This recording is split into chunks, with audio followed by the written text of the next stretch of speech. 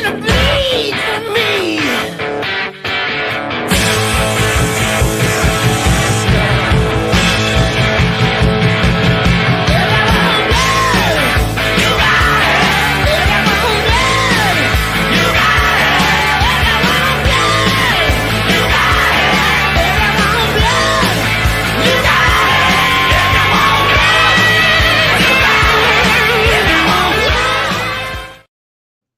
Good afternoon or evening now, everybody. It's a comedy of errors to start episode 13. My mic's not in the right place. I'm going to enjoy the 3 different screenshots, maybe 5 different screenshots I end up giving. Me looking like a deer in the headlights as I hit the intro video and it did not play. But regardless, thank you for joining us here for Philly Sports Network Shoot, another Flyers show. We are on episode number 13. My name, Christopher Babos. See Babos Writes on social media platforms. You can also find me under Christopher Babos MBA on LinkedIn. Christopher Michael, just straight up on Facebook. That was made a long time ago. Don't use it a ton, but it is still available if you want to come find me and weigh in on how you feel the Philadelphia Flyers are doing in this 24-25 NHL season. Thanks again for joining us here. As we go through this episode, we're going to touch on the last week. The Flyers 2-1 in the week. The Philadelphia situation. Is it time to panic yet for the goaltending? And that goaltending carousel continues to turn as it always does in Philadelphia. Travis Konechny taken off the penalty kill in favor of Joel Farabee. So that's something we'll dive into and check into. The Flyers at the World Juniors as that starts to wrap up over the next couple of days. And then a look at some very tough games with the Vegas Golden Knights tonight, Toronto, a pair of games against them next week. So it's going to be a little difficult in Flyers land for them to try to survive with the backup goalie and the third string goalie in Fedotov. However, they survived it last time around in November. So it's going to be very interesting to see how the Philadelphia Flyers deal with it today. Find us on YouTube, like, subscribe, smash that bell like Dave the Hammer Schultz, and give us all the love because, hey, we're here bringing you this great content on PSN, and we're going to continue to do so, but we need to know you like it. We need to know you're watching it, and leave us a comment like our guy Daniel Berry Sports Highlights does every single week. Thanks very much for checking in, Daniel. Hope you're enjoying the show. Hope you're enjoying the Philadelphia Flyers and all of the hockey action. If I do seem a bit distracted, I do apologize, but it's for a good reason. I've been writing for the hockey writers for the 2025 IIHF World Juniors up in Ottawa. I've been covering Team USA as well as Team Finland as much as I can.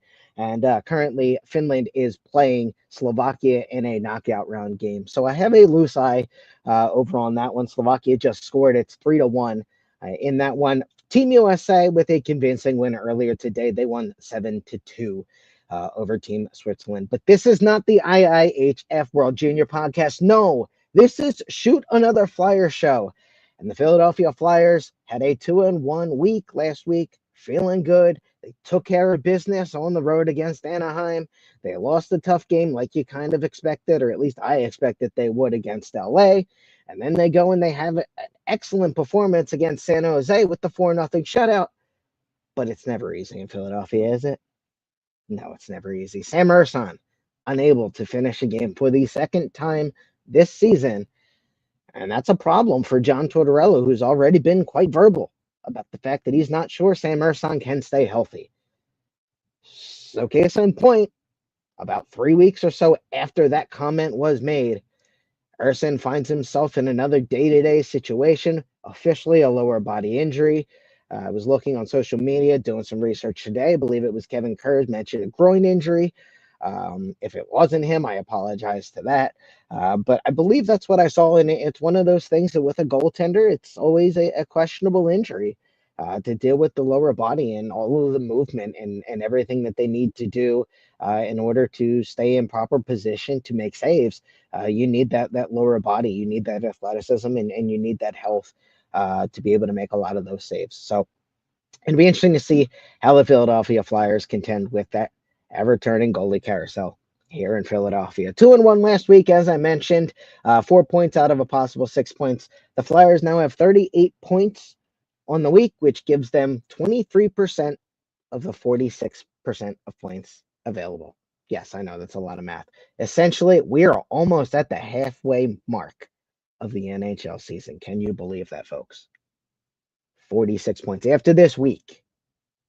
After that game at home against the Toronto Maple Leafs, half of the Flyers NHL season is over for the 2024-2025 season.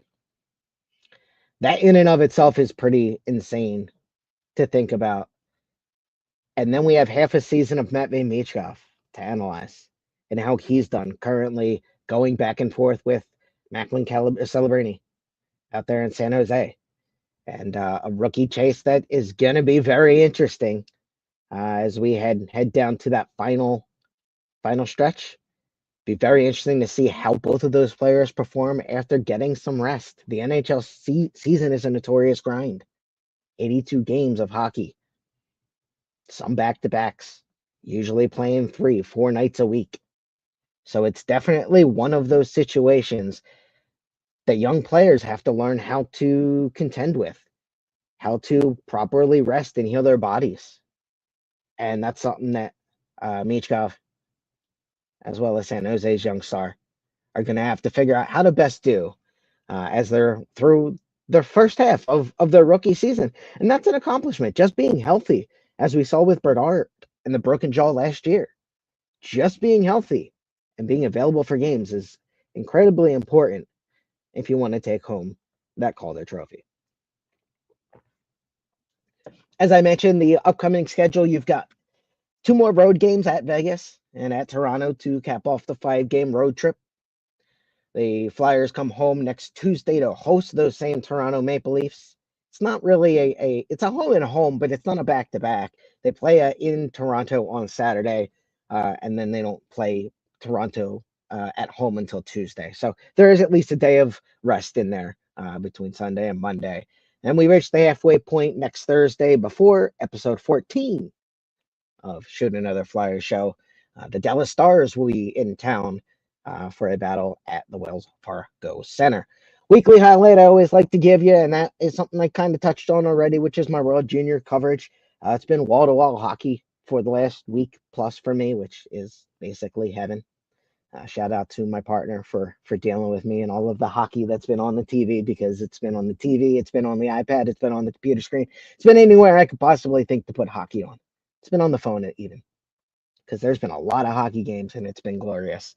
And it's such an honor to be able to write about these kids that you might end up seeing in the NHL in 2 or 3 years. You saw Bedard in the tournament last year, or 2 years ago, I believe it was, maybe even last year. He had Celebrini in the tournament last year. So I always like watching some of these young stars get that opportunity to shine on the stage. This year it's in Canada. Last year it was in Sweden. And there's just an opportunity to see these kids perform at a high level if they can, and it's a good scouting opportunity. As somebody that's just working my way into scouting, it's a fun showcase to be able to see these kids play consistently over a time period, particularly when a lot of them play in those juniors in Canada. And there's a lot of bus travel. There's a lot of playing, 3 games in 4 nights. They play Friday, Saturday, and Sundays, sometimes all 3 days. And that can be a little difficult sometimes for scouts to be able to properly weigh every single game. Whereas a tournament like the World Juniors will give games, back-to-backs, but, spaced out pretty evenly, and anywhere between 5 to 7 games, depending how far a team goes in that tournament. So it's been an absolute blast to cover. So I thank the Hockey Writers for giving me that opportunity. You can find that information over at the Hockey Writer, no S, on Twitter, as well as the hockeywriters.com website. Moving back on to the Philadelphia Flyers, let's roll into the recap from last week. Always like to get you caught up in case you're not familiar with the action for the Philadelphia Flyers. They started off last Thursday with a game at, actually it was Saturday, a game at Anaheim, 15-17-4, so an under 500 Ducks team. They took care of business in a 3-1 win. No first period scoring. Noah Cates. I'm going to try not to hurt myself for this one. But yeah, Noah Cates, as I predicted, scores fifth goal in fifth game. That's right. Noah Cates' seventh goal of the year opened the scoring at 4:03 of the second period. Troy Terry, one of my favorite non-Flyers, ended up picking up the goal at 15:38 to tie it in the second. And then you had Morgan Frost and Joel Farabee into the empty net for the 3-1 win. Philadelphia got out hit in the game 18-15, but they did play a physical game in the contest. Ersson was fantastic. Stopped 32 of 33 shots. 32 of 33 shots in the win. I did predict Cutter Gauthier was going to score. He didn't, so I'm not exactly mad at that one. Give myself 1.5 out of 2 points in that prediction as the Flyers claim the 3-1 win in Anaheim. The very next night, always going to be a tough task against the Los Angeles Kings. It was a 5-4 loss, but it felt much worse than that. And the reason it felt much worse than that is the Flyers held a 4-2 advantage in the middle of the second period, and they let the game slip away.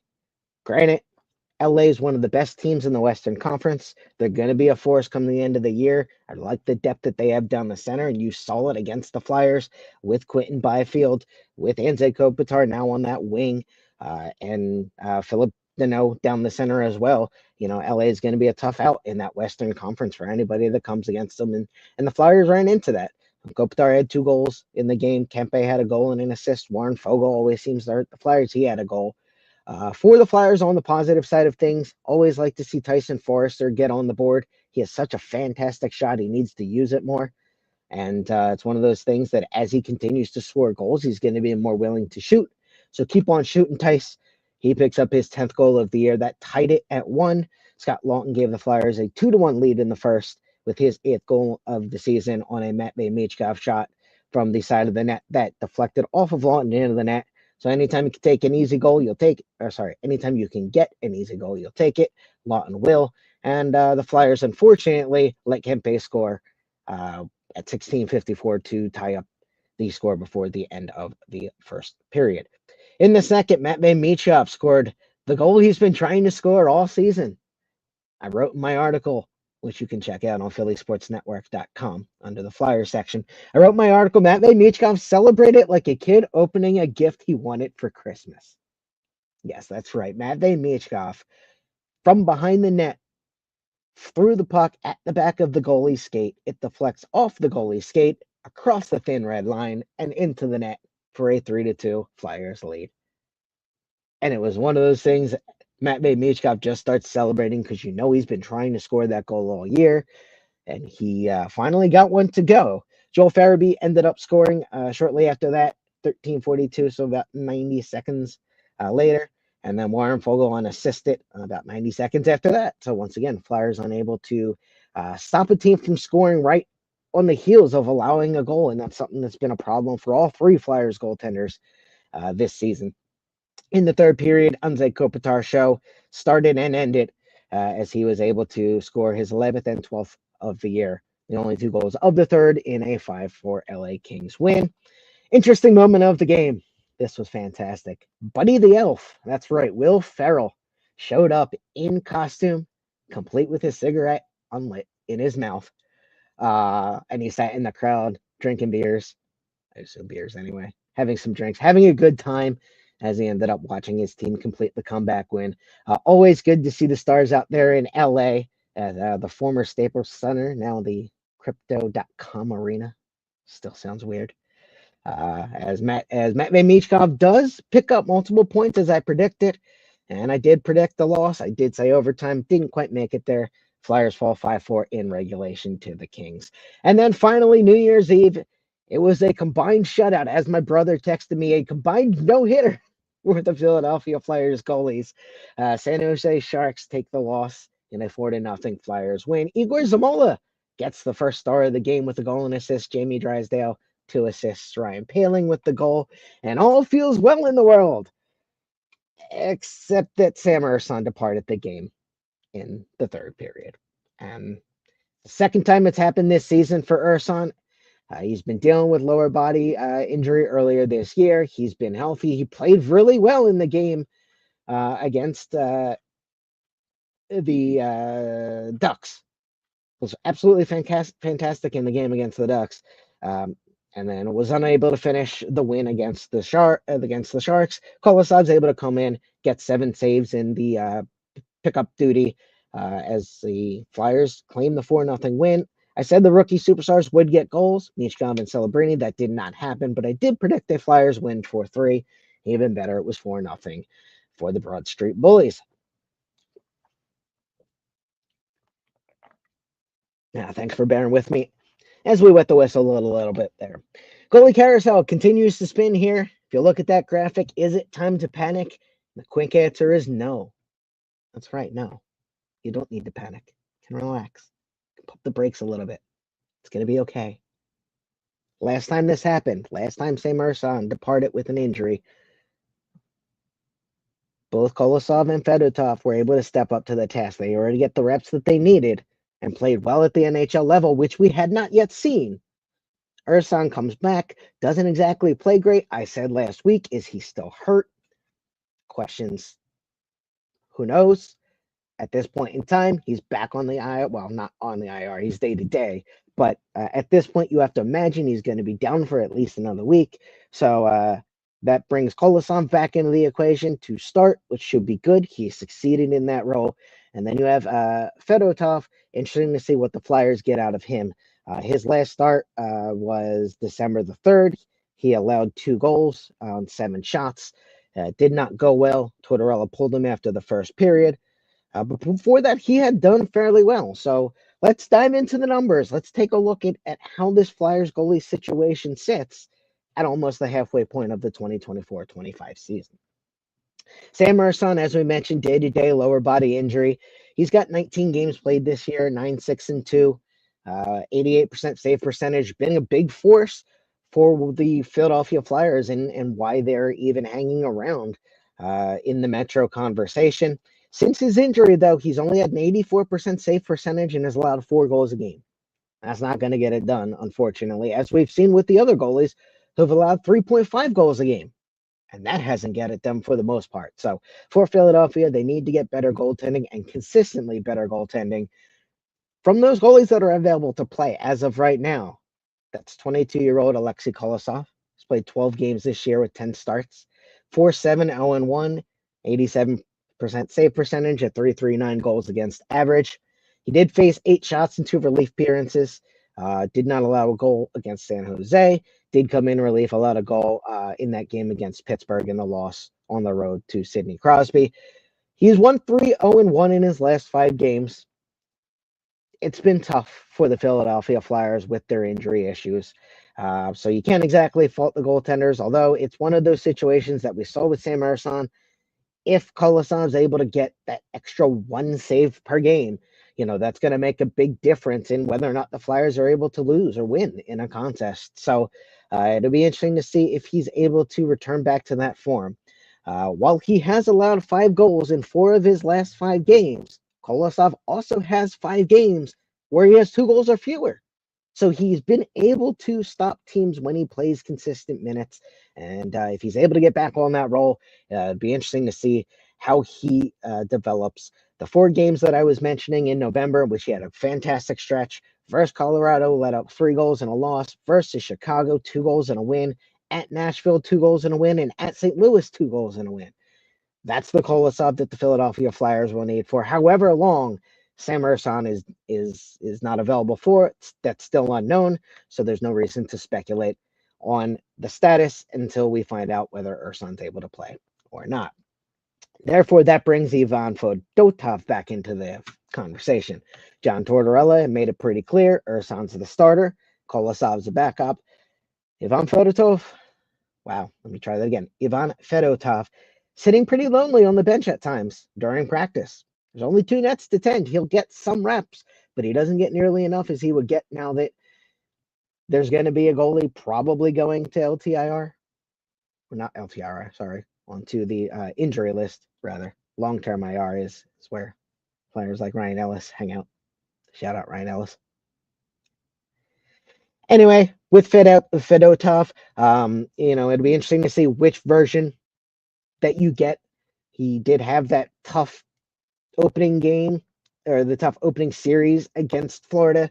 Evan Rodriguez scored a goal 2 minutes and 2.5 minutes into the game, but it wasn't entirely on the goaltender. Tyson Forrester lost the puck at the blue line, caused a breakaway. Fedotov didn't handle it very well, threw his pads 1-0 lead.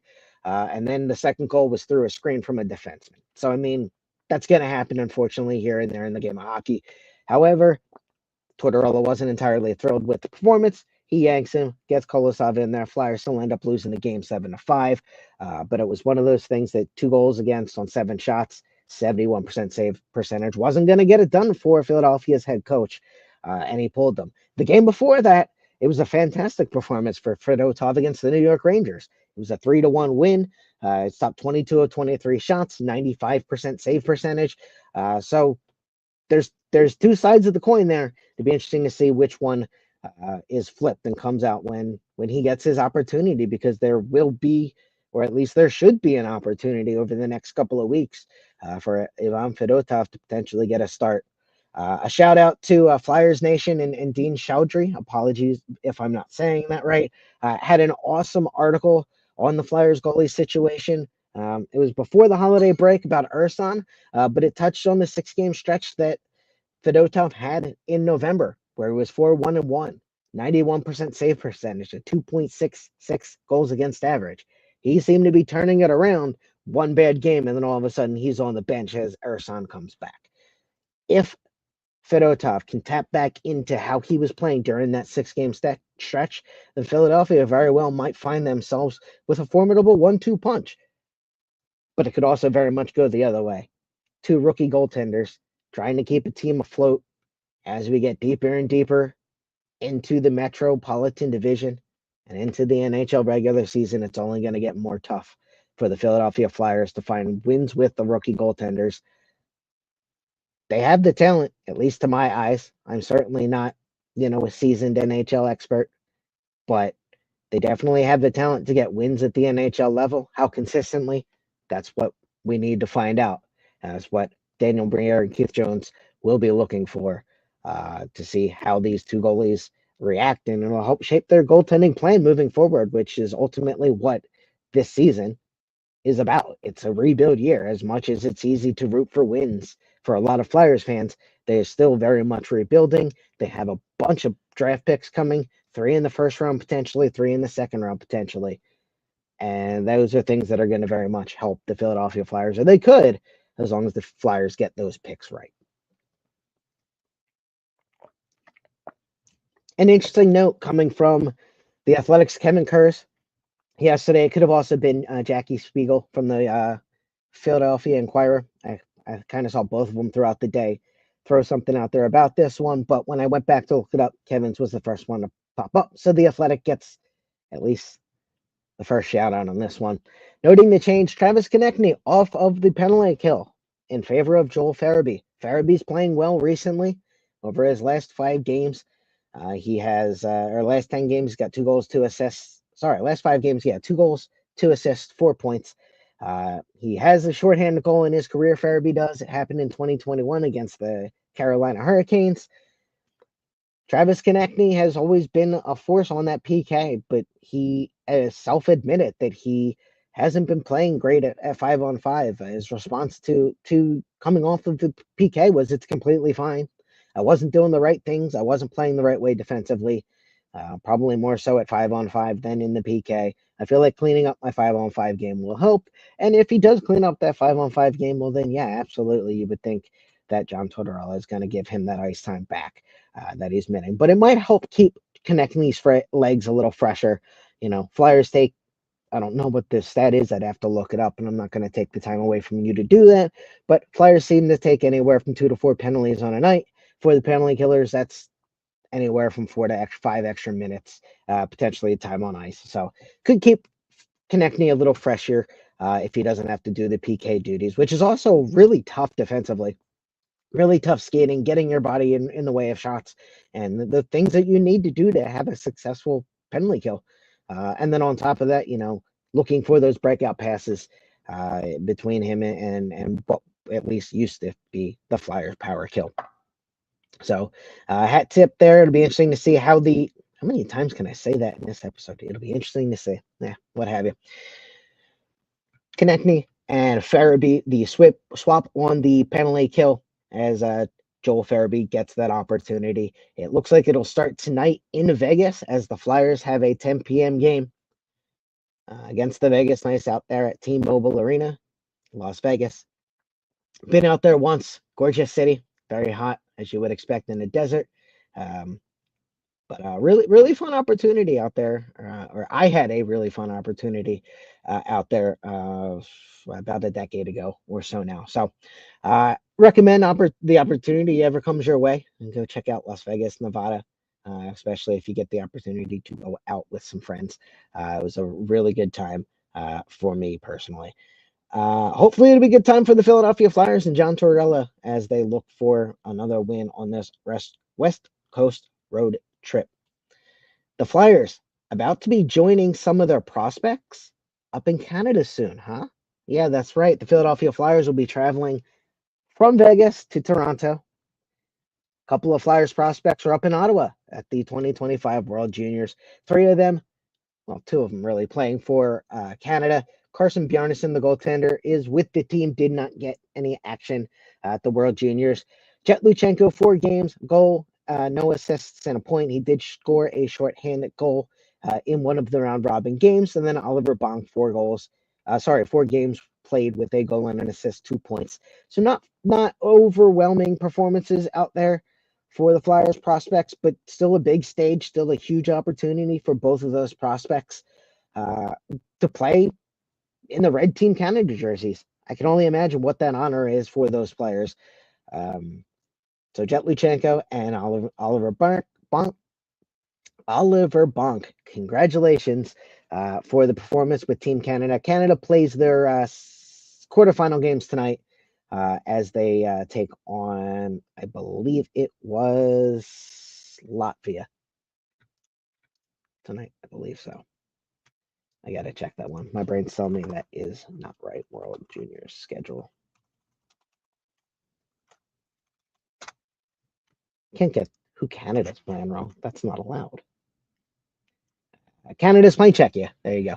Czechia almost finished near the top of Group B. They lost to Sweden in the final game. So similar to how Team USA and Canada matched up in that final Group A matchup, while the same thing happened on decided Group B for an undefeated standings position. Sweden ended up beating Czechia to claim that top spot. So therefore, Czechia draws Canada. Should be a fantastic game. Approximately about half an hour or so up there in Ottawa, Canada. The other Flyers prospect that was playing, Heikki Rohonen, 4 games, no goals, and an assist for Finland. As they are currently playing in the second intermission. It's at intermission, so I can't tell you exactly what the score is, but it was 3-1 last that I checked. Checking in on the hometown, Team USA. Hometown for me, at least, being born in Philadelphia. They advanced to the semifinals with a 7-2 win over Switzerland this afternoon. James Higgins, the 2025 draft eligible player. Shout out to my girl Jess on Twitter. He has 4 games played, 2 goals, 4 assists, and 6 points. He had 2 goals in the semifinal matchup against the Swiss. Ryan Leonard, a Washington Capitals draft pick. He's the captain of Team USA. 4 games played, 2 goals, 2 assists for 4 points in the round robin. Added 2 goals today.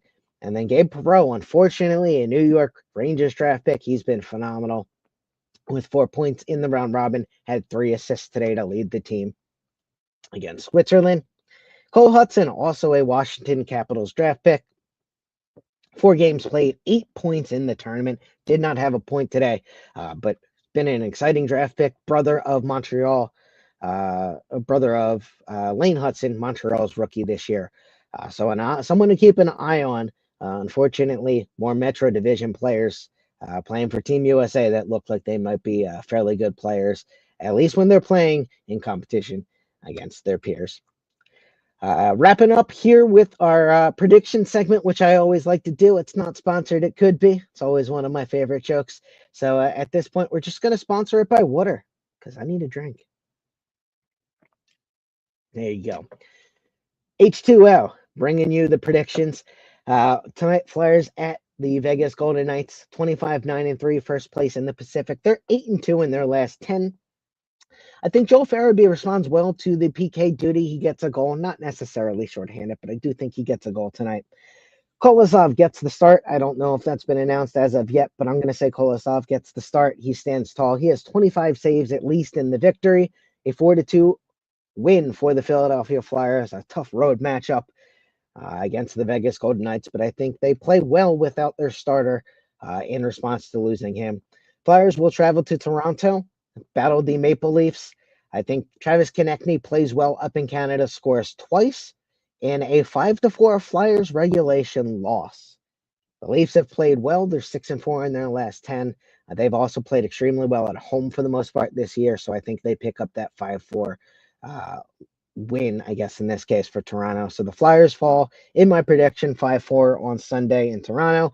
However, on the quick turnaround on Tuesday, they come home. They host the same Maple Leafs at Wells Fargo Center. I think Fedotov gets the start in that one. I think Matt Michkov gets the goal in his home return. And I think the Philadelphia Flyers will emerge victorious in a 4-2 win. As the Flyers return home after a lengthy five-game road trip, heading out to the West Coast and then traveling up to Canada, and then come home next Tuesday to Wells Fargo Center and pick up a big 4-2 win. So I think they even the record that they did at a 2-1 week as they did this week. So at the top of the episode, I mentioned we'd review the week. I'd mentioned why I tell you it's not time to panic. We touch on Travis Konechny, Joel Farabee, look at the Flyers at the World Juniors, and the upcoming schedule ahead is the last thing we kind of need to touch on. And it's one of those things that we already did. Vegas, Toronto, and then Dallas. So the Flyers will reach the halfway point of the season by the next time that I come to you next Thursday here for Shoot, another Flyer show. Thank you very, very much for hanging with me for this half an hour. A couple hours before the Flyers take on the Vegas Golden Knights. Once again, my name's Christopher Babos. See Babos Writes on all social media platforms. Stick with us for your coverage of the Philadelphia Eagles and Philly Sports Network.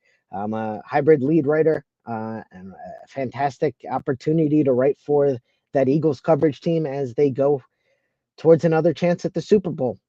A lot of interesting articles coming out from our Eagles coverage team regarding Saquon Barkley, regarding whether or not he should have the opportunity to take down Eric Dickerson's all-time NFL single season rushing record. It doesn't appear like he's going to have that chance, but that's something that they're going to touch on Flipping the Birds on Saturday. 9 a.m., 9:30 a.m. Check in the Philadelphia YouTube account on that one. Subscribe. They'll give you all of the news, all of the content there leading into the Sunday matchup, Week 18. Saquon Barkley looks like he will not play. Probably will rest, as Coach Nick Sirianni said, in that final game, and then it will look like the Philadelphia Eagles and the Green Bay Packers will battle in the NFC Wild Card matchup as the Eagles will play host at Lincoln Financial Field. So thanks again for hanging with us. My name's Chris Babos. You can find all of our podcast episodes right now on YouTube. I'm working on getting them up on other platforms as well. So we'll be taking a look at Apple, Spotify, and stuff of that nature. But for now, you can just find everything on the YouTube channel for Philly Sports Network. You can find my writing on the hockeywriters.com as well. So once again, thanks for sticking with us. Go Flyers, and I hope everyone has a wonderful first week of 2025 as the Philadelphia Flyers get started and reach the halfway point of the NHL season. Have an excellent week, everybody. I want you to bleed for me.